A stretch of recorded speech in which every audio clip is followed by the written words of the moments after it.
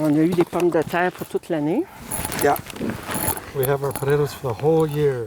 Louise Lemonde est francophone et Daryl Beebe anglophone. Le couple habite New Carlisle, une municipalité bilingue qui compte environ 60 d'anglophones. Le couple ne voit pas la différence entre les deux cultures. Parce que je suis mélangé.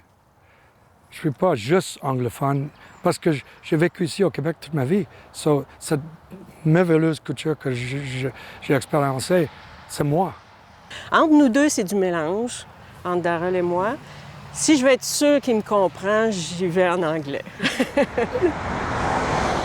Mais pour 23 municipalités de la province, l'harmonie entre les deux cultures est ébranlée. Elles contestent la loi 96 que le gouvernement Legault avait présentée comme une modernisation de la loi 101 il y a un an. Elles ont déposé un recours collectif. 5 municipalités de ce groupe se trouvent dans l'est du Québec. Il y a Blanc-Sablon et Bonne-Espérance sur la Côte-Nord, ainsi que Hopetown, Chigawak et New Carlisle en Gaspésie.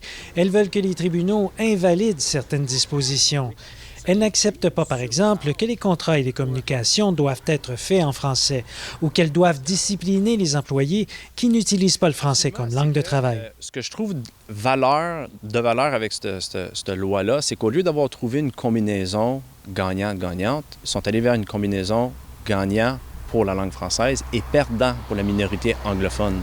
Les citoyens qui veulent parler en anglais aux fonctionnaires devront répondre à certains critères, ce que ne digère pas la mairesse de Chigawak. C'est comme brimer aux droits des personnes anglophones de notre municipalité puis créer des conflits à ce moment-là. Parce qu'on s'entend très bien. Là, Pour certains, ça va encore diviser plus, mais je pense aussi que ça blesse beaucoup d'anglophones. Parce que qu'est-ce que je vois? C'est la division. Encore. Qui veut ça? Moi, je veux pas ça. OK. Les membres du recours collectif sont ouverts à ajouter d'autres municipalités bilingues qui voudraient se joindre à eux. La première date de présentation devant la Cour supérieure est prévue le 13 juillet.